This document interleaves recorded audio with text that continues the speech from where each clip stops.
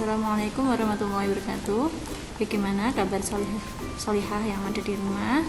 Masih semangat ya untuk belajar dari rumah? Kali ini kita belajar tematik tema 6, subtema 2, muatan pembelajaran bahasa Indonesia dan IPA.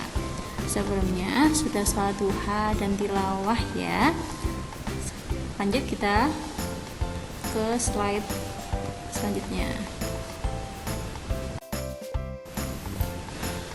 Masih ingatkah kamu bagaimana caranya menggali informasi dari teks menggunakan peta pikiran? Kita lanjut ya. Nah, langkah membuat peta pikiran yang pertama, menentukan kata kunci dari setiap paragraf. Yang kedua, menentukan informasi penting dari setiap paragraf. Dan yang ketiga, menentukan informasi yang berkaitan dengan garis-garis penghubung. Nah, coba perhatikan teks berikut. Bacalah teks di bawah ini dengan cermat. Memasak dengan teknik wood fire. Nah, coba dibaca dulu ya. Wood fire merupakan salah satu cara memasak makanan dalam tungku besar. Tungku besar tersebut terbuat dari batu bata merah yang di bagian dalamnya terdapat kayu bakar menyala. Kayu yang digunakan untuk pembakaran adalah kayu pohon yang sudah kering dan tidak bergetah. Panas yang dihasilkan oleh teknik wood fire dapat membuat aroma makanan terasa lebih lezat. Oleh sebab itu, banyak koki internasional yang menggunakan wood fire sebagai teknik memasak andalannya. Memasak menggunakan teknik wood fire dapat menghasilkan aroma yang khas dan kematangan makanan yang pas. Sekarang kita cari kata kunci masing-masing paragraf. Di sini ada 2 paragraf. Paragraf pertama, kita lihat kata kuncinya. Kata kunci, kata yang sering-sering diulang atau kata yang ditonjolkan di sini, yaitu untuk paragraf pertama yaitu tentang wood fire. Sedangkan kata kunci yang ada di paragraf kedua yaitu kata lezat. Sehingga kata pikirannya judulnya yaitu memasak dengan teknik wood fire. Sedangkan untuk yang paragraf pertama tadi kata kuncinya adalah wood fire. Nah, pengertian wood fire adalah teknik memasak dengan tungku besar dan kayu bakar. Sedangkan paragraf kedua kata kuncinya adalah lezat. Kita bisa membuat kalimat dari kata lezat itu tentang kelebihan wood fire. Jadi kelebihan wood fire adalah aroma makanan lebih lezat dan kematangan yang pas. Setelah dapat kata kunci, lalu kita hubungkan masing-masing yang berkaitan ini.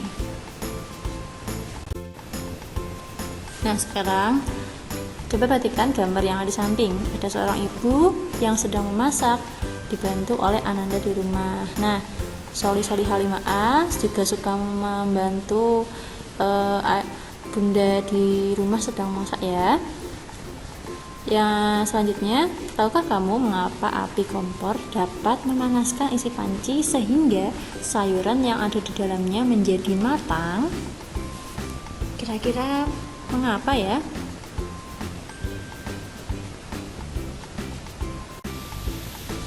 Nah, jadi mengapa tadi dari api bisa mematangkan air ataupun sayuran yang ada di panci? Berawal dari panas api dari kompor tersebut berpindah ke panci. Nah, sekarang pancinya menjadi panas, bukan? Selanjutnya, panas api dari panci berpindah ke air sehingga air menjadi panas dan sayuran juga menjadi matang karena air yang panas tadi. Seperti itu. Panas berpindah dari benda yang bersuhu lebih tinggi ke benda yang bersuhu lebih rendah, sehingga kedua benda memiliki suhu yang sama. Nah, cara perpindahan panas ada 3. Yang pertama konduksi, yang kedua konveksi, dan yang ketiga radiasi. Konduksi ini merupakan perpindahan panas melalui zat perantara, misalnya benda padat seperti logam atau besi. Yang kedua, konveksi. Konveksi ini merupakan perpindahan panas yang disertai dengan perpindahan bagian zat perantaranya. Yang ketiga, radiasi, yaitu perpindahan panas dengan pancaran yang tidak membutuhkan zat perantara.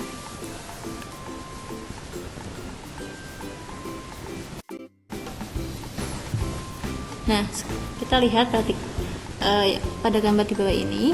Di sini ada seseorang yang memegang panci yang sedang dipanaskan. Nah, di sini ada 3 proses perpindahan panas. Yang pertama yaitu konduksi. Proses konduksi ini terjadi di gagang panci yang ada di sekitar panci.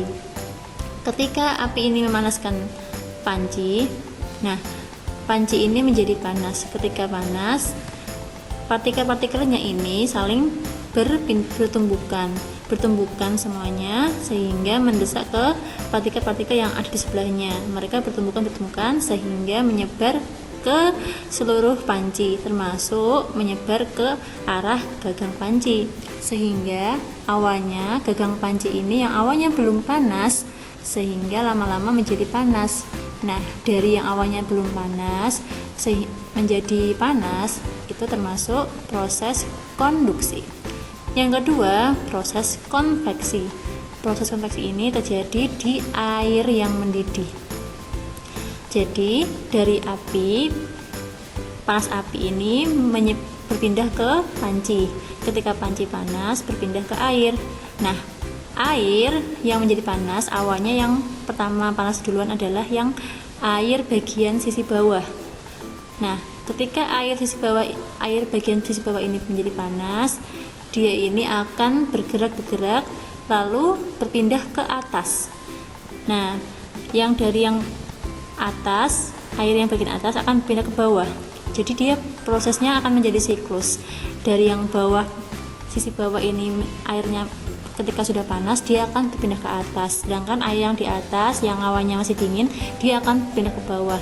Begitu terus menerus siklusnya bergerak, siklus air, sehingga lama-lama semua air menjadi suhunya sama atau menjadi panas semua. Nah, ketika itu berarti dikategorikan airnya itu sudah mendidih karena suhunya sudah panas semua atau suhunya sudah sama semua.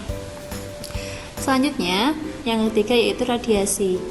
Nah, radiasi ini bisa dilihat di bagian sini. Ketika kita mendekati api, meskipun tangan kita tidak menyentuh api secara langsung, tetapi kita masih merasakan hangatnya atau merasakan panasnya. Nah, karena radiasi ini merupakan perpindahan panas yang tidak melewati zat perantara. Jadi meskipun kita tidak menyentuh api langsung, tangan kita masih bisa merasakan hangatnya. Begitu. Oke, begitu solusi lihat. Jadi ada 3 ya. Yang pertama konduksi, kedua konveksi, dan yang ketiga radiasi. Nah, itu dulu yang bisa Budian sampaikan. Kurang lebihnya mohon maaf. Jika ada pertanyaan bisa ditanyakan ke Budian. Wassalamualaikum warahmatullahi wabarakatuh.